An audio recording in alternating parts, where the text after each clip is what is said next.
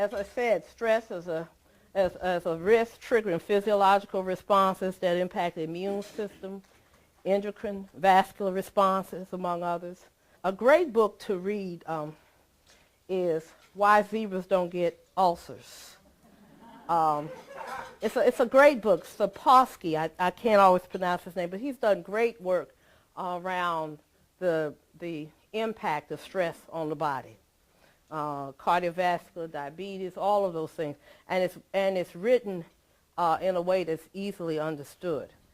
But when you're talking about stress, and you're talking about stress in terms of the reproductive disparities surrounding African American women having preterm and low birth weight, there were at one point. I think there are a number of camps that are doing things now. But I know when I started, there were some real conceptual hurdles and measurement hurdles around how do you do this. Our approach, the research team, was to really take a grounded theory approach. And a grounded theory approach means that you really, typically in a research enterprise, it is one where you build on previous literature, previously produced literature that has been substantiated. And it's from that that you can produce new things. Problem is, if the people who were producing that literature had one mindset, then they keep reproducing themselves and can support themselves. And that doesn't say that it's not good work, but it may not be getting at the very essence of what you need to have measured. It's a validity question.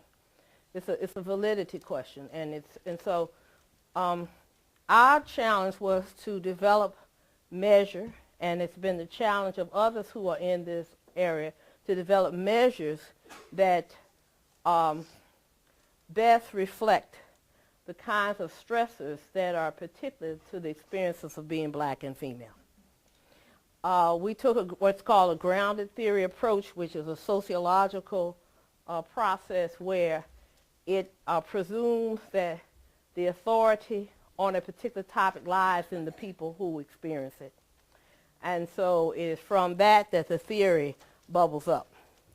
And so the research itself went through an iterative process that was community-based to develop a measure of racialized stress for African American women. The research itself involved over 400 African American women living in Atlanta, Georgia, between the ages of 17 and 77. And it's always interesting to me to see people's responses to that disparity data. And we expose communities to that same disparity data around cardiovascular disease, around cancer, around hypertension, around diabetes, because the charts look the same. They really do. Our bars are up, everybody else's bars are down. And so the response that women gave was, in terms of the explanation, was yes, perhaps it's diet, perhaps it's behavior, perhaps it's genetic, perhaps it's health care, perhaps it's insurance. But unanimously, they all said it was stress. Unanimously, they all attributed stress as one of the key risk factors. So the question now is, how do you operationalize the stress? What does stress mean to you? What are the experiences in your life as an African American woman that cause you to feel distress, that cause you to feel as if you're out of control, that you're alone, that you don't have enough time to finish everything, that you have all of those kinds of emotions to take place? This was a quote from a woman. She says, but personally, it's racism like a daily battle, and I feel like I always have to look over my shoulder, and that's stressful. I've just seen different kinds of racism. Now I have an opportunity not only to experience it on the job, but watch people who do it to children, and that's very, very stressful. Then I feel I have to move in and say, hey, you don't know what you are doing. The process was to take statements like this and translate them into items for a scale. And so an item on the scale is I have to deal with racism directed at African American children that I interact with, 58%. Now, there's another similar item on here that talks about my children have to confront. So that's children I interact with, but then my children. But interestingly enough, when we did the analysis, we had more people say my children have to interact than had children, which of course is a reflection of a cultural, embrace of all the children, whether I birthed them or not. Because we looked at it and said, well, we didn't have those, look at the demographic. We're talking about a group consciousness that comes out in the data. Because in some cases, someone not knowing what that is might have thrown it out as an error. They said, that was an error, that we won't use that question, but it's not. The interpretation of it is that it is about a community consciousness around having a responsibility for children. This is another woman who said, the pregnancy scares the life out of me because I'm pregnant with a boy and I know how black boys are treated in society.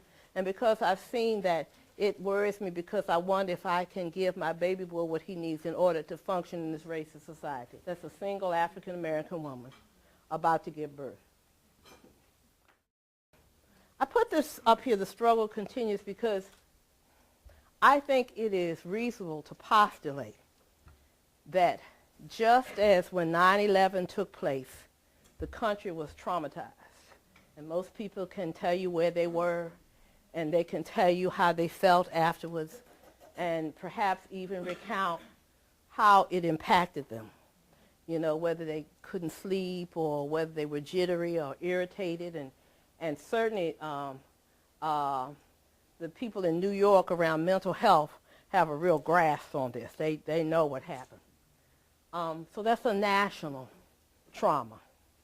But I would argue that in the African-American community, when things like this happen, there's the same kind of thing that happens that's not necessarily measured, but that we begin to respond in a visceral way around this. How you measure what it does coupled on the other kinds of stresses, I don't know. I don't know if anybody has looked at this.